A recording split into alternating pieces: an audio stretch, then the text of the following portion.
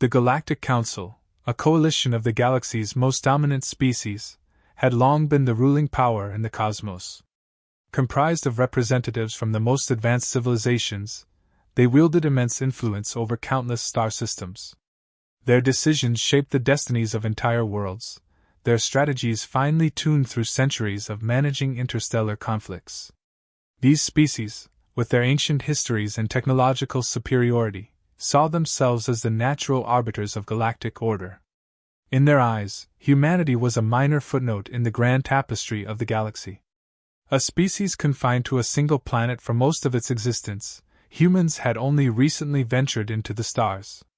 Their technology, while impressive for a species so young, paled in comparison to the wonders of the more established galactic powers. The Council had encountered hundreds of species throughout the ages, and humans, with their fragile bodies and seemingly insignificant presence, were not considered worth much attention. So when a new threat emerged, a force so ancient and powerful that it defied all known galactic strategies, the Council initially believed they could handle it as they had with all others before. Their usual methods of diplomacy, coupled with overwhelming force when necessary, had always ensured their continued dominance. But this time, things were different. The enemy was not interested in negotiations or alliances. It was a force of destruction, bent on consuming everything in its path. As the threat loomed larger, even the most seasoned members of the Council began to feel a sense of unease. Their fleets, once thought invincible, were suffering losses at an alarming rate. The enemy's technology was unlike anything they had encountered, and their usual tactics were proving ineffective. For the first time in millennia, the Council found itself on the defensive, scrambling to find a solution. In their desperation, the Council began to consider options they had previously dismissed. Lesser-known species, those they had always regarded as unimportant, were suddenly being called upon to contribute to the defense. Among these was humanity.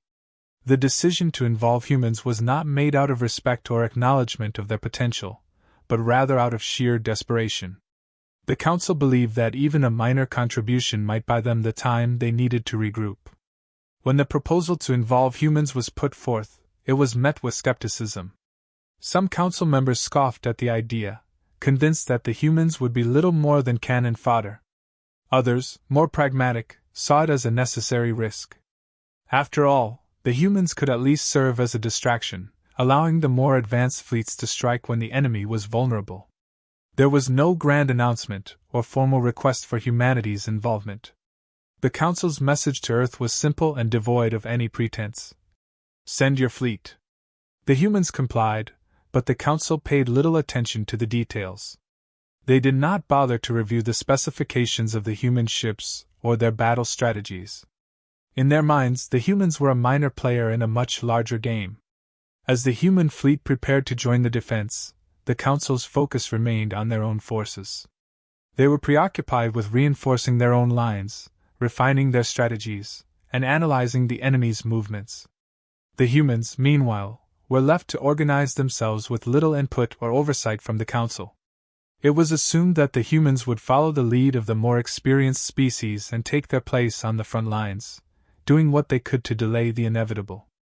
In the quiet moments before the battle, the Council members felt a mixture of anxiety and determination. They knew the stakes were higher than ever before, and they were prepared to do whatever was necessary to protect their worlds. The humans, however, were barely a consideration.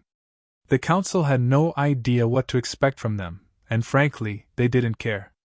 To them, humanity's role in this conflict was inconsequential.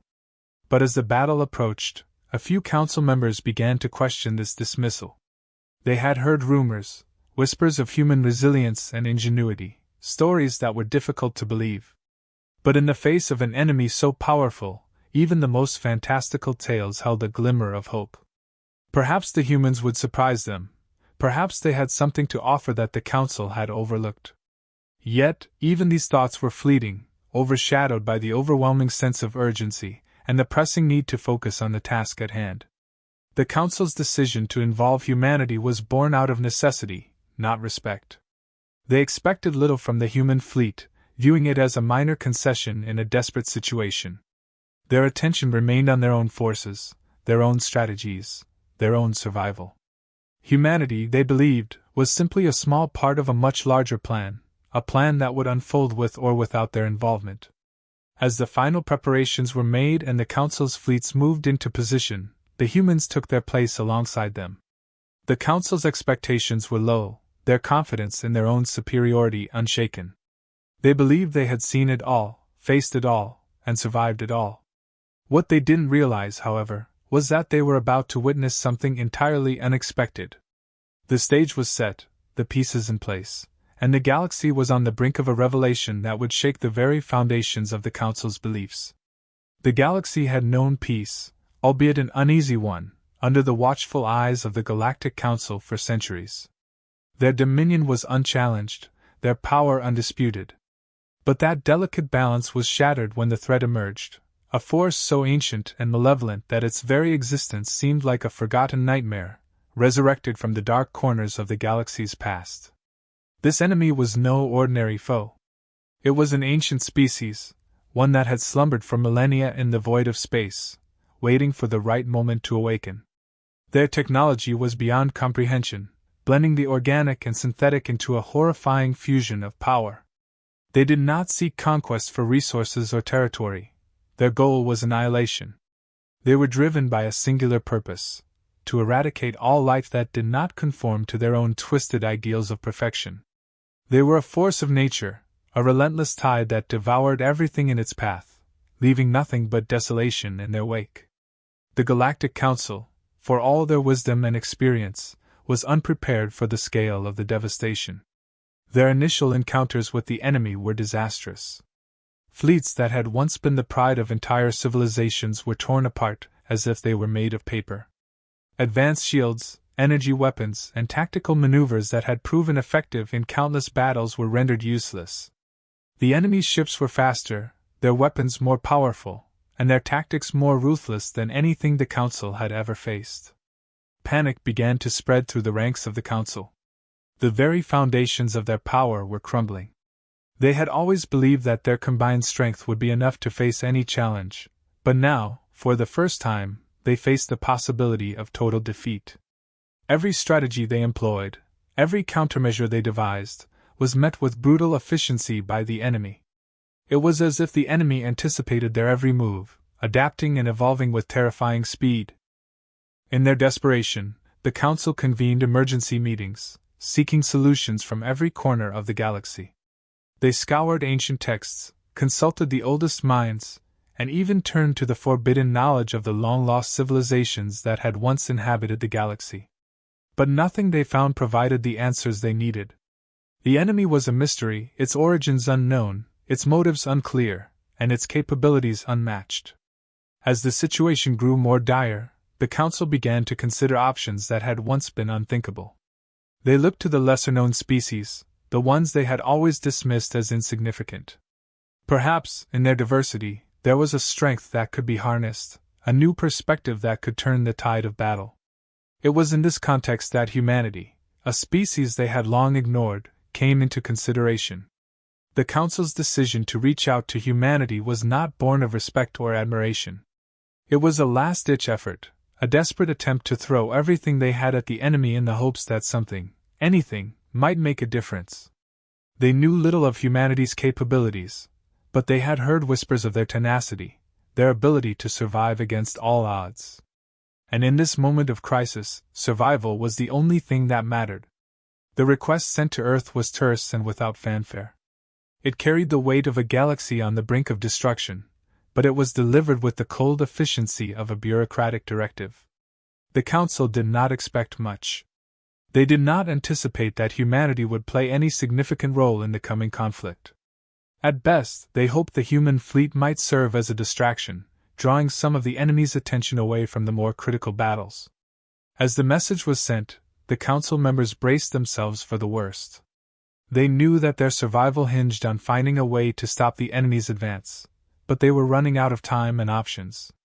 The enemy was relentless, pushing deeper into the galaxy with each passing day. The Council's forces were stretched thin, their resources dwindling, and their morale shattered. They needed a miracle, but miracles were in short supply. In the quiet corridors of the Council's chambers, there was a growing sense of despair. They had always believed that they were the guardians of the galaxy, the ones who would protect all life from any threat. But now, as the enemy closed in, they were forced to confront the possibility that they might be the ones who needed saving.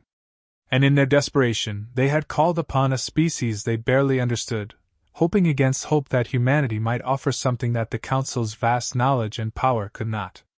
The formal request to Earth was not a plea for help, but a calculated gamble. The Council was betting on the unknown, on a species that had never before played a significant role in galactic affairs. They had no idea what to expect, but they were willing to take the risk because the alternative was unthinkable. As they awaited humanity's response, the Council members could not shake the feeling that they were standing on the edge of an abyss, with only the thinnest of hopes keeping them from falling.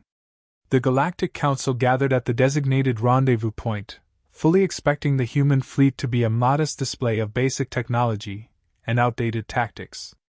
They had seen countless fleets from various species over the centuries, and they had a clear image in their minds of what humanity would bring to the table: small, rudimentary ships, barely holding together, piloted by beings who had only recently ventured beyond their own solar system. The Council members were ready to dismiss the humans even before they arrived, their expectations set low by centuries of perceived superiority. But as the human fleet emerged from the void, it quickly became apparent that the Council's assumptions were entirely wrong. The first ships to appear on the sensors were not the small, unimpressive vessels the Council had expected. Instead, the fleet was vast, a seemingly endless line of warships arranged in precise, deliberate formations that spoke of careful planning and advanced coordination. Each ship, from the smallest frigate to the largest dreadnought, was sleek and imposing, their hulls bristling with weaponry and reinforced with technology that was far more advanced than anything the Council had anticipated. The sheer size of the fleet was the first shock. The humans had brought more ships than any other species involved in the conflict, a fact that immediately set the Council members on edge. But it wasn't just the number of ships that caught their attention, it was the quality. These were not the hastily assembled, inferior vessels that the Council had imagined. Each ship was a masterpiece of engineering, designed for efficiency and power, with no wasted space or unnecessary embellishments. The hulls were dark and angular, absorbing light rather than reflecting it, giving the entire fleet an ominous, almost predatory appearance. As the human ships moved into position, the Council's initial reaction was one of disbelief. How could a species that had been so recently dismissed as insignificant have produced such a formidable fleet? The ships were unlike anything the Council had seen before, both in design and in the way they moved. They glided through space with a fluidity that suggested not just advanced propulsion systems, but also a deep understanding of the intricacies of space combat. The formations were tight and disciplined, with each ship positioned to maximize its effectiveness while protecting its neighbors. It was clear that the humans had not only prepared for this battle, but had done so with a level of sophistication that rivaled, if not exceeded, that of the most advanced species in the galaxy. The confusion among the Council members was palpable. This was not the fleet they had expected. Some members immediately began to suspect that the humans had been hiding their true capabilities, biding their time and waiting for the right moment to reveal their strength. Others, more cautious, wondered if this fleet was truly representative of humanity's power, or if it was some kind of elaborate deception. But regardless of the explanations they conjured, one thing was clear: the humans were far more advanced and far more prepared than anyone had imagined. As the fleet continued to take its place among the other forces, the Council members began to notice subtle details that only added to their unease. The human ships were not merely advanced, they were different. Some of the designs were entirely unfamiliar, suggesting technologies that the Council had never encountered before. There were ships that seemed to phase in and out of visibility, their forms flickering as if they existed in multiple dimensions simultaneously. Others emitted energy signatures that defied analysis, suggesting power sources or weapon systems that were beyond the understanding of even the most technologically adept species on the Council. These subtle hints of human strategy did not go unnoticed. A few Council members, those with a more tactical mindset, began to realize that the humans were not just here to participate, they were here to win.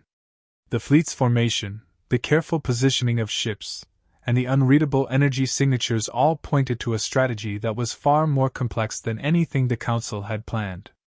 The humans were playing a different game, one that the Council was not prepared for. Doubt began to creep into the minds of the Council members. If the humans had been capable of hiding this fleet, what else were they hiding? Had the Council misjudged not just humanity's technology, but their entire approach to warfare? The confidence that had once permeated the Council's ranks began to waver as they realized they were facing an unknown variable, one that could tip the balance of the entire conflict. For the first time, the Council members felt a pang of fear. This was not the primitive species they had dismissed so easily. This was a force to be reckoned with, a force that might very well hold the key to either the galaxy's salvation or its destruction. As the human fleet settled into its final positions, ready for the battle to come, the Council members could only watch in silence, their earlier arrogance replaced by a growing sense of uncertainty. They had underestimated humanity once, but they would not make that mistake again. The moment the enemy forces arrived, they radiated confidence, their vast armada moving with the precision and arrogance of a predator closing in on its prey. They had faced the Galactic Council's fleets before and had seen them crumble under their superior firepower and tactics. They expected no different from the humans, a species they deemed even less worthy of concern. As the battle began, the enemy's confidence only grew as they watched the human ships scatter and maneuver in what appeared to be disarray. The human fleet, which had earlier stunned the Galactic Council with its unexpected prowess, now seemed to falter. The ships darted in various directions, engaging the enemy sporadically, often retreating as soon as they made contact. To the untrained eye, it looked like chaos. Humanity's fleet, outnumbered and overwhelmed, appeared to be on the verge of collapse. The enemy pressed their advantage, pushing deeper into the battle, eager to crush the humans quickly and turn their attention back to the more significant threats posed by the other species. The Council, observing from their command center, initially believed the humans were indeed faltering. They watched as the smaller, more agile human ships engaged in hit-and-run tactics, never staying in one place long enough to establish a solid line of defense. It looked as though the humans were throwing everything they had in a desperate attempt to hold the enemy at bay, but it wasn't working. The enemy was advancing steadily, their larger, more heavily armed ships plowing through the human defenses with apparent ease. The Council members began to brace themselves for what they assumed would be the inevitable collapse of the human fleet. But as the battle progressed, something strange began to happen. The enemy, despite their apparent superiority, wasn't gaining ground as quickly as expected. The human ships, though seemingly scattered, were somehow managing to slow the enemy's advance. It was as if the humans were guiding the enemy, drawing them further and further into a specific area of space. The Council members began to notice a pattern, a deliberate, calculated movement by the human fleet that was anything but chaotic. What had appeared to be a desperate last stand was, in fact, a carefully executed decoy tactic. The smaller human ships were not fleeing in panic but were instead baiting the enemy, luring them into a trap. Each engagement, each retreat, was part of a larger strategy designed to draw the enemy into a narrow corridor of space, a seemingly unremarkable region that had been carefully chosen by the human commanders. The enemy, focused on what they perceived as an easy victory, followed the bait, completely unaware of the danger they were walking into. And then, at the perfect moment, the trap was sprung. From the shadows of nearby celestial bodies, or perhaps from some advanced cloaking technology, the true power of the human fleet was revealed. Massive ships, unlike anything the Council had seen before, emerged from hiding. These were not the sleek, agile vessels that had engaged the enemy earlier, but colossal warships, bristling with weaponry and powered by technology that was beyond anything the enemy, or the Council, had anticipated. These megaships, driven by the unimaginable power of black hole technology, unleashed their full fury upon the unsuspecting enemy. Beams of energy that could tear through the fabric of space itself lanced out from the human ships, slicing through the enemy's ranks with devastating precision. In an instant, the battlefield was transformed. The enemy, once so confident in their victory, was caught completely off guard.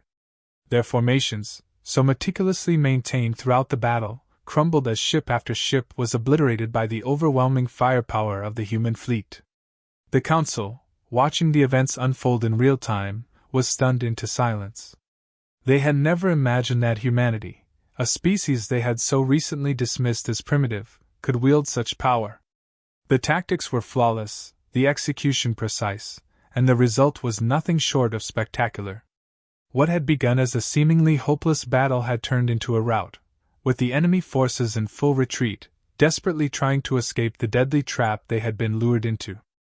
As the last remnants of the enemy fleet were wiped out, the true extent of humanity's capabilities became clear. This was not just a show of brute force. It was a demonstration of strategic brilliance that had outmaneuvered one of the most dangerous enemies the galaxy had ever faced. The Council members, who had once looked down on humanity, now found themselves in awe of the species they had so gravely underestimated. The sheer scale of the human fleet's power, combined with their tactical genius, left the Council reeling. They had witnessed not just a victory, but a shift in the very balance of power in the galaxy. Humanity, once an afterthought, had proven that they were a force to be reckoned with, capable of not only holding their own against the galaxy's greatest threats, but of decisively defeating them. The battle was over, and the aftermath was nothing short of extraordinary. The enemy fleet, once feared as an unstoppable force, had been utterly annihilated. What remained of their once mighty armada was little more than debris scattered across the void. The destruction was so complete, so devastating, that it was difficult to believe this was the same enemy that had terrorized the galaxy just days before. And yet, here it was, proof of humanity's overwhelming power and tactical brilliance. Humanity's losses were minimal, a testament to the resilience and efficiency of their fleet. The ships that had lured the enemy into the trap emerged virtually unscathed, their calculated sacrifices having ensured the success of the strategy. The larger warships, those powered by the mind-bending forces of black hole technology, had not only survived but had performed flawlessly, their firepower unmatched by anything the enemy could muster. It was a victory not just of might, but of intelligence, strategy, and preparation. As the Galactic Council members watched the human fleet regroup, their thoughts were a whirlwind of conflicting emotions. Fear was the most immediate and overwhelming feeling. They had just witnessed a species they had once dismissed as primitive utterly destroy a threat that had nearly brought the galaxy to its knees. The sheer power displayed by humanity was terrifying in its scope. But alongside the fear was a growing respect, an acknowledgement that they had underestimated humanity in every conceivable way. This was not a species to be trifled with, nor one to be ignored. The realization began to sink in. The balance of power in the galaxy had shifted, perhaps irreversibly. Humanity, once a minor player, was now a formidable force, capable of altering the course of galactic events. The Council members understood that their previous perceptions were no longer valid. They had assumed that their centuries of dominance would continue unchallenged, but now, humanity had emerged as a new contender, one that could no longer be ignored or underestimated. Other species across the galaxy, those who had been watching from the sidelines, were undoubtedly reevaluating their positions. Alliances that had once been taken for granted were now in question. Some species might seek to ally themselves with humanity, hoping to share in their newfound power. Others, more fearful or distrustful, might begin to build defenses or seek out new alliances to counter the human threat. The political landscape of the galaxy was shifting, and humanity was at the center of this change. The Galactic Council was left with little choice but to acknowledge humanity's new position. Offers of alliances would likely follow, diplomatic overtures designed to bring humanity into the fold, or at least to ensure that they were not an enemy. But there was a new wariness in these considerations, a recognition that humanity could not be controlled or manipulated in the way the Council had done with other species. Humanity had proven itself to be both powerful and unpredictable, a combination that made them as dangerous as they were valuable. The Council's deliberations in the days following the battle were filled with uncertainty. They had to consider not only the immediate aftermath, but also the long-term implications of humanity's rise. Could they afford to treat humanity as an equal, or would they need to find ways to contain this new power? The answers were not clear, and for the first time in many years, the council members found themselves grappling with a future that was not entirely under their control. As the story drew to a close, it was clear that a new era was beginning in the galaxy, an era in which humanity would play a pivotal role. The council, once confident in their dominance, now faced a galaxy where the rules had changed, and where a species they had once dismissed had become a key player. The future was uncertain, and the only certainty was that humanity's influence would continue to grow, shaping the galaxy in ways that no one could yet predict. The Council's final acknowledgement of humanity's place in the galaxy was a reluctant but necessary step. They had no choice but to accept that humanity was here to stay, and that their role in galactic events would only grow more significant with time. The story ended on a note of anticipation, the sense that the galaxy was on the brink of even greater changes, with humanity at the heart of it all. What those changes would be, and how they would unfold, remained to be seen, but one thing was certain: the galaxy would never be the same again.